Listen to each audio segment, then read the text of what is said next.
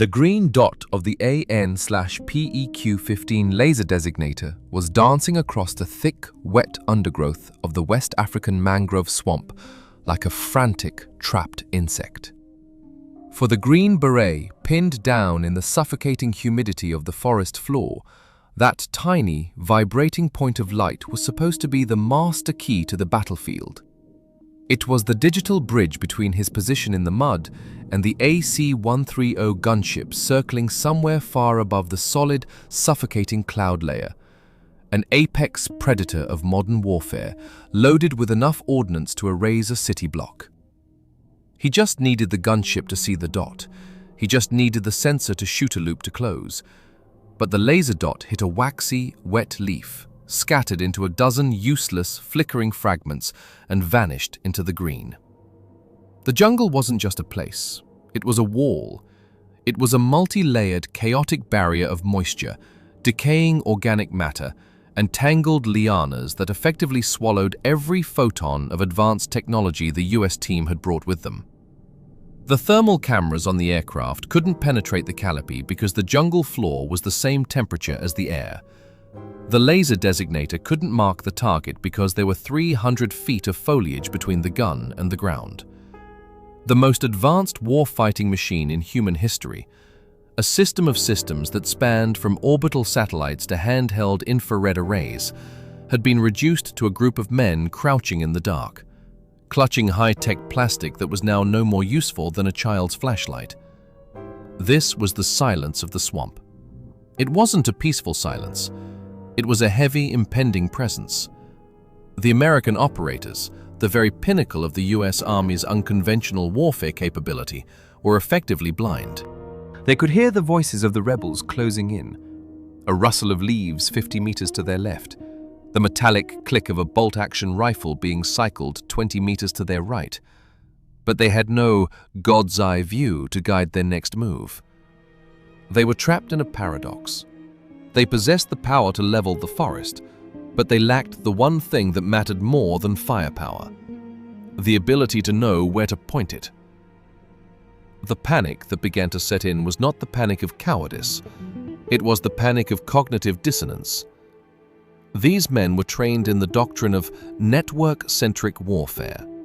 Their entire tactical reality was built on the assumption that they were never truly alone, that a vast, invisible infrastructure of intelligence, surveillance, and reconnaissance was always watching over them, ready to synthesize information and deliver it to their fingertips.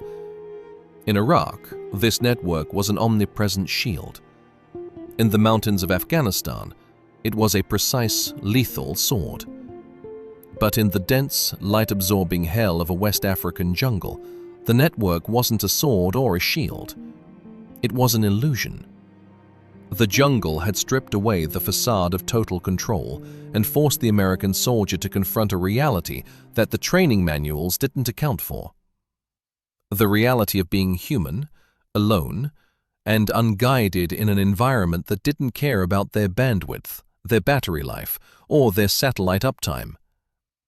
The rebels, by contrast, were not fighting a war of pixels and algorithms. They were fighting a war of mud and instinct. They didn't need a satellite to find the Americans. They relied on the erratic flight of a bird startled from its nest, the scent of unwashed canvas and sweat on the wind, and the knowledge of how a human footstep sounds when it lands on wet roots versus dry ground. They were not dependent on external systems. They were part of the system of the jungle itself. As the encirclement tightened, the American radio operator pulled the satellite antenna again, desperately trying to get a signal through the canopy, knowing deep down that even if he did, the data it provided would be useless. He was calling for help from a sky that had effectively ceased to exist for him. When technology becomes the primary basis for your operational confidence, its inevitable failure is not just a tactical setback, it is an existential crisis.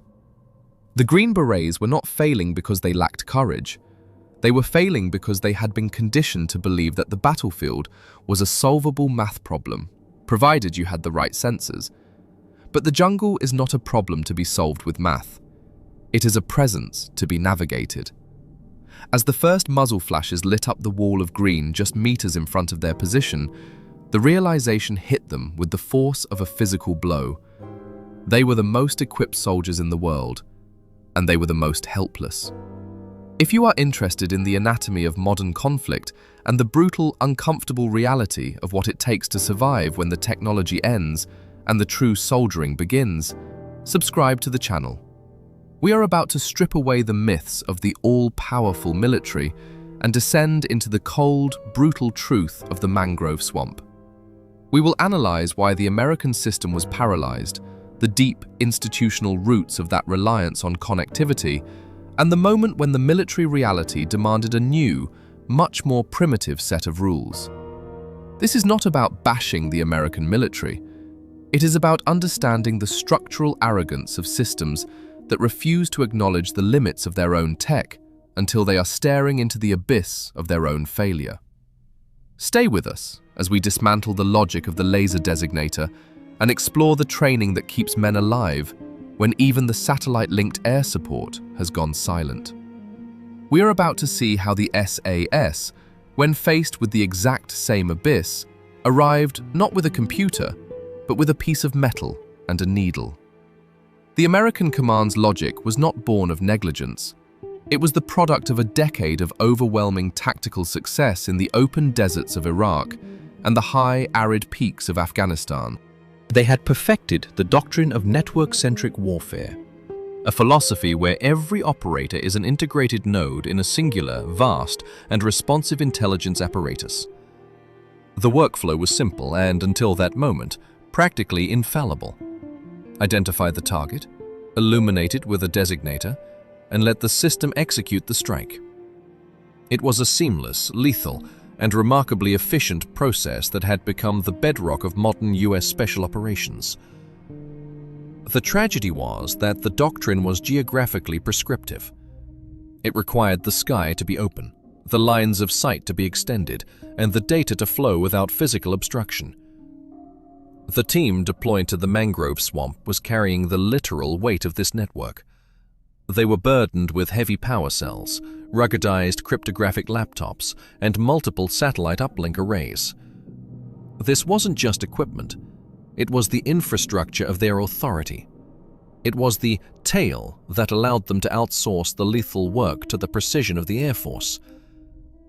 They were not trained to be combatants who could sustain themselves indefinitely in a denied environment. They were trained to be highly specialized information brokers who could summon overwhelming force from the horizon. But the jungle does not respect protocols. It is a spatial equalizer that strips away the reach of a commander sitting in a distant, air-conditioned office and forces the fight back to the raw, fundamental physics of the rifle, the blade, and the human senses. The rebels they were hunting did not need to outcalculate the American command, nor did they need to hack the sophisticated digital networks of the Joint Special Operations Command. They simply existed outside of the digital architecture that the Americans relied on.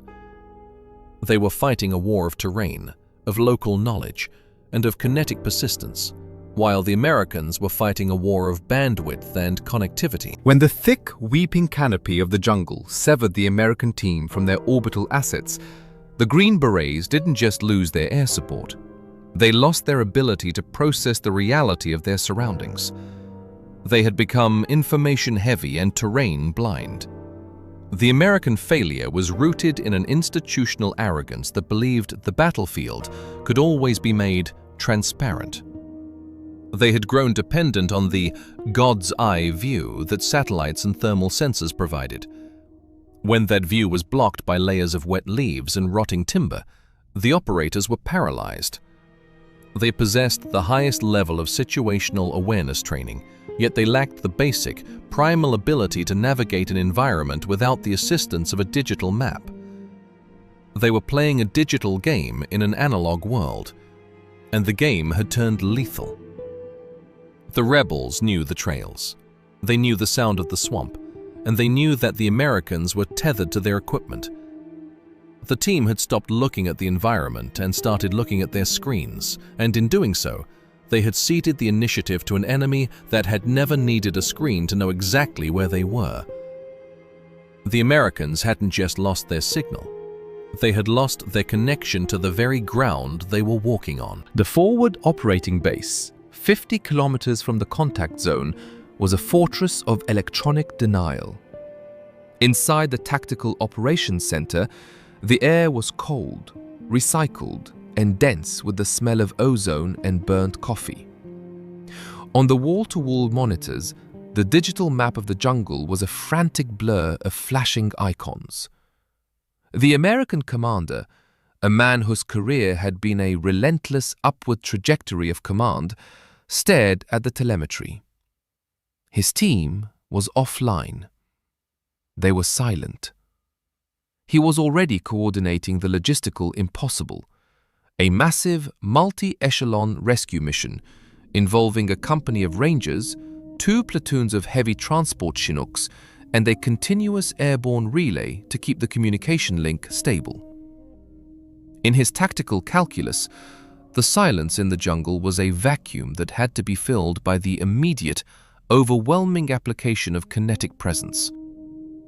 He stood by the tactical table, his hand resting on a ruggedized terminal that displayed the real-time location of every Allied asset within the theater. His plan was a masterpiece of military conventionalism. He was going to push a wall of sound and steel into the canopy. He was going to dominate the geography until the enemy was forced to either break or vanish. It was the only way he knew how to fight, the way he had been trained to ensure that no soldier, regardless of the terrain, would ever be left to the mercy of the environment. From the edge of the room, the British SAS captain watched the display. He was a man who looked like he belonged in a different era, his posture relaxed, his eyes scanning the map not for data points, but for terrain features. He didn't see a blacked-out zone on a digital grid. He saw a contour, a drainage pattern, and a ridgeline. While the American staff officers were shouting coordinates into secure radios, the SAS captain stepped forward and placed a small, worn piece of plastic on the commander's pristine map.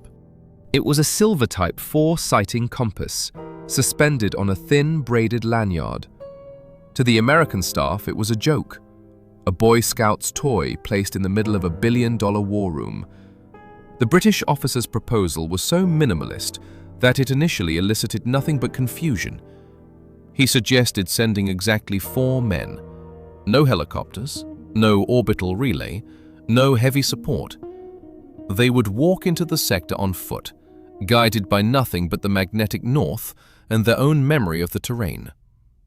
He argued that the American attempt to rescue the team was in fact the greatest threat to their survival.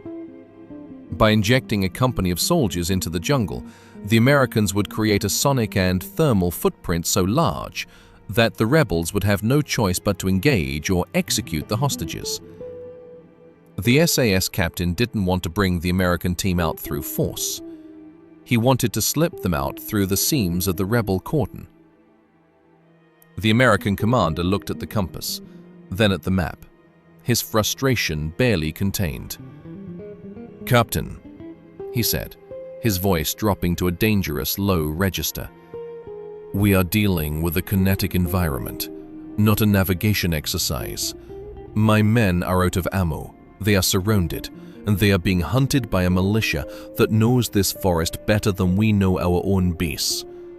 Sending 4 men into that with a magnetic needle is not a tactical decision.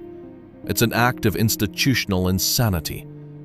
You are asking me to send 4 men to be slaughtered, simply because you refuse to acknowledge that we have the technology to do this right." The SAS captain didn't flinch. He didn't raise his voice to compete with the commander's anger. He simply stood his ground, the weight of his unit's history pressing down on the conversation. He spoke of Malaya, of Borneo, of the green hell where his regiment had spent decades learning that in the jungle, the machine is the enemy of the man. He explained that their doctrine was not a rejection of modern warfare, but a profound understanding of its limitations. In the dense canopy, the satellite is blind. The radio is a beacon for the enemy, and the helicopter is a target that cannot maneuver. The SAS had spent 60 years cultivating a different type of intelligence, one that resided not in a database, but in the soldier's ability to interpret the environment as an extension of his own body. He explained that the compass was not just a tool, it was a commitment to autonomy. When you have a GPS, you follow the screen. When you have a compass, you have to understand the land. You have to know the drainage patterns, the way the light hits the canopy, and the way the jungle changes its tone when a predator, or a patrol, is moving through it. By rejecting the tech, they were rejecting the tether that made them predictable. They were choosing to be ghosts, and you cannot hunt a ghost with an AK-47. The tension in the TOC was absolute. The American officers looked at the British captain with a mix of professional skepticism and genuine, deep-seated anxiety. They couldn't conceive of a tactical reality where less was more. They had been conditioned to believe that the key to survival was the accumulation of assets. The British officer was proposing the radical, terrifying subtraction of every safety net they had. He was asking the commander to trust that 4 men, stripped of the umbilical cord of technology, could outperform a company of Rangers supported by an air wing. It was a clash of psychological paradigms that would dictate the future of the mission. On one side, the American reliance on the machine, a system that could do anything, provided it was given the right inputs. On the other, the British reliance on the man, a soldier who was trained to be the input, the process, and the output all at once. The American commander looked at his subordinates, then back at the compass. He was holding the future of his lost team in his hands. He knew that if he sent the Rangers, he might lose everyone in a firefight that the jungle would never allow him to win. If he sent the SAS, he was betting everything on a philosophy he didn't share. He pushed the digital map aside, a gesture of symbolic defeat for the system he had served so faithfully. He gave the order to stand down the rescue company and authorize the British 4-man insertion. He did it not because he believed the compass was better than the satellite, but because he realized that his satellite had already failed. He was allowing the SAS to walk into the darkness, not because he understood their way of war, but because he had finally run out of reasons to believe in his own. The room fell silent as the plan was disseminated. The high-tech buzz of the FOB seemed to recede, replaced by the grim, quiet reality of the task ahead. The SAS captain didn't waste time celebrating the decision. He gathered his team, checked the tension on the Silva compass, and began to ready his kit. They were not preparing for a mission in the American sense. They were preparing to disappear into the living, breathing, and indifferent body of the forest. If you are interested in the evolution of special operations from the era of mass protection to the era of tactical psychological influence, subscribe to the channel, where we continue to deconstruct the myths of the battlefield and look at the moments where the old ways died. We are about to watch the 4-man team approach the most dangerous sector of the forest, not with the God's eye view of the satellite, but with the primitive, precise, and entirely silent guidance of a compass. Stay with us as we witness the paradox of the analog raid in a digital war. The jungle at night is not a silent place. It is a riot of biological noise, a cacophony of insects, predators, and the rhythmic rustle of wind through a canopy that blocks out the stars. For a standard infantry patrol, this noise is a chaotic distraction. For the SAS patrol that slipped into the brush 3 kilometers from the American position, it was a data stream. They did not utilize active night vision goggles. They knew that in the high humidity of the mangrove forest, the infrared illuminators built into modern optics would act as beacons, reflecting off the wet, waxy surface of the leaves and creating a glowing signature that any observer with basic optics could track. They operated with a naked eye. their retinas adjusting to the ambient light, their movements dictated not by what they saw on a screen, but by the subtle, tactile feedback of the terrain beneath their boots. The team moved with a technique that had been refined over decades of jungle warfare, a slow, measured, heel-to-toe roll that allowed them to feel for snapping twigs or shifting debris before placing their full weight down. They weren't just walking, they were deconstructing the forest floor. The Silva compass, hanging from the leader's neck, was the only instrument they consulted. It was a simple, analog tool that demanded the operator understand the land they were traversing. When the terrain forced them to deviate from the straight line of their bearing, they calculated the offset in their heads, adjusting for the density of the vegetation and the steepness of the drainage ravines.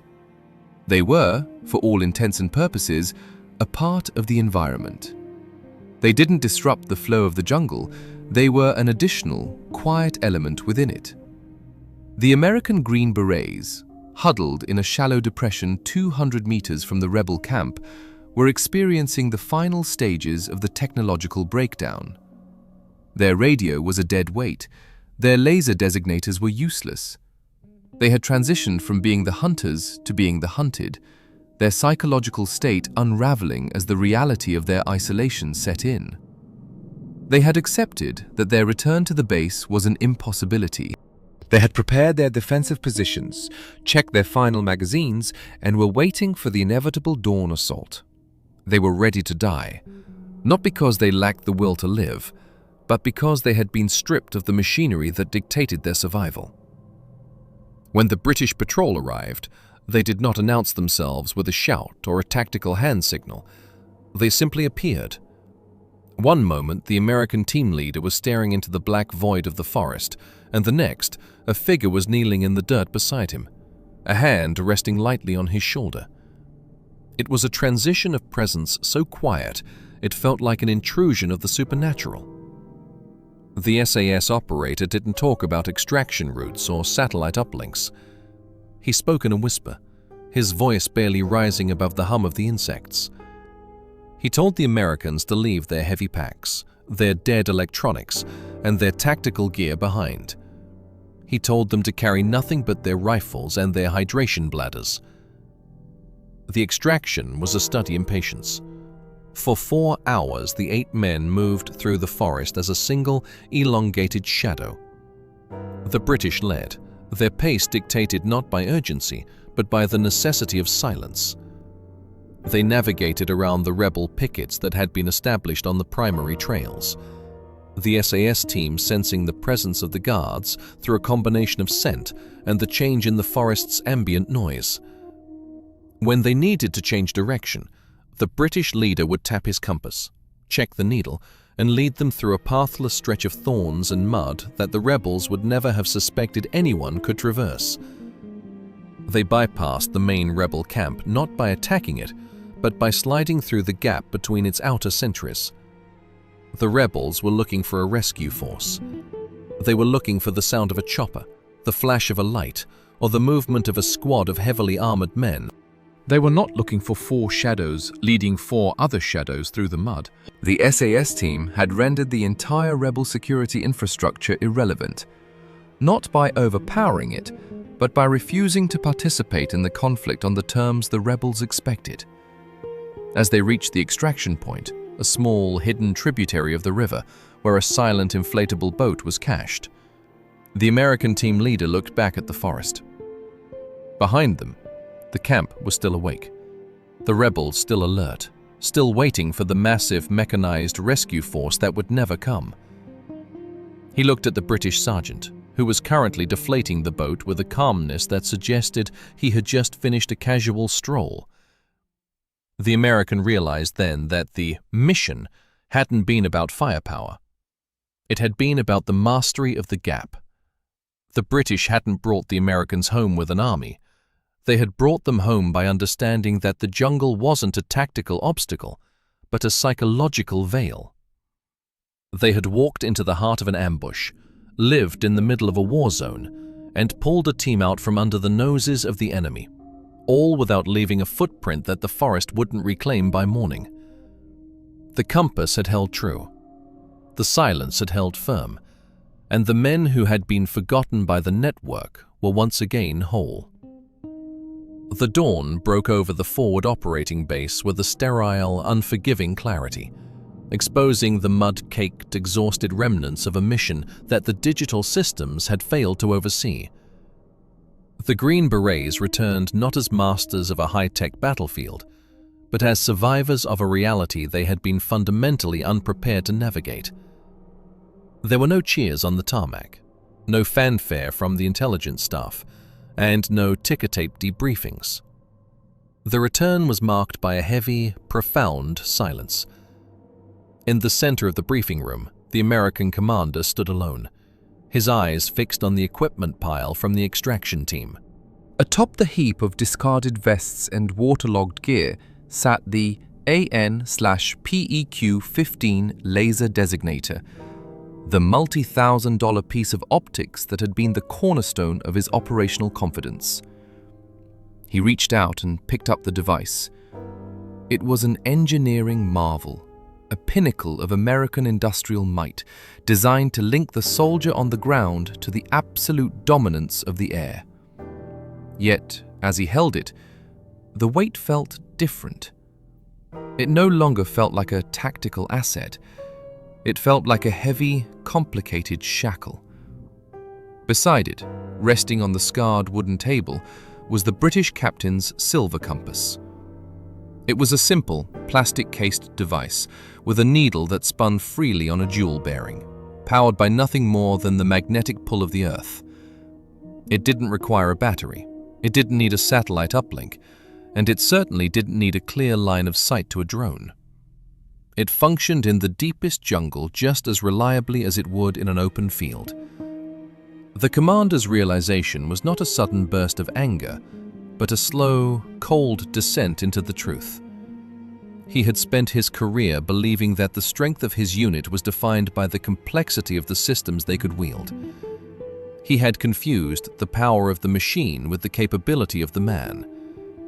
He had created a generation of operators who were, without a doubt, the most effective components of a system the world had ever seen, but he had inadvertently stripped them of the one quality that mattered when the system fractured: autonomy. He had allowed his soldiers to become so integrated into the network that they had lost the ability to exist outside of it. The SAS team, by contrast, had moved through the jungle not as components, but as complete self-contained units of intent. They hadn't needed the network because they were the network. Their capability didn't reside in the cloud or in an orbital relay. It resided in the discipline of their habits, the integrity of their navigation, and the radical simplicity of their tools. They had demonstrated that the most effective way to cross a denied environment is not to saturate it with data, but to master the basic, unchanging laws of movement and orientation. This was the institutional pivot point. The American military didn't stop using lasers, and they didn't abandon their commitment to technological dominance, but the culture shifted in a fundamental, permanent way. They began to realize that the laser designator was not a substitute for the compass. It was a luxury.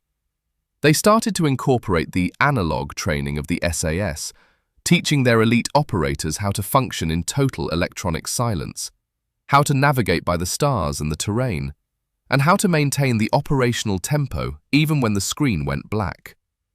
They learned that the thinking soldier is the only truly resilient asset on the battlefield. As the commander looked at the laser designator one last time before locking it away in the storage locker, he wasn't rejecting the technology. He was reclaiming his team's independence from it.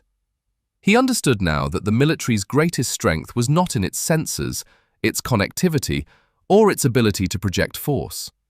It was in the ability of a single operator to stand in the dark, without a link to headquarters, without a drone in the sky, and without a single digital advantage, and still know exactly where they were and what they had to do. The era of the all-seeing warrior was not dead, but it had been humbled, replaced by the quiet, enduring recognition that in the chaos of war, The most sophisticated instrument you will ever possess is the one you carry inside your own head. The umbilical cord had been cut, and for the first time, the American special operator was finally ready to fight on his own terms.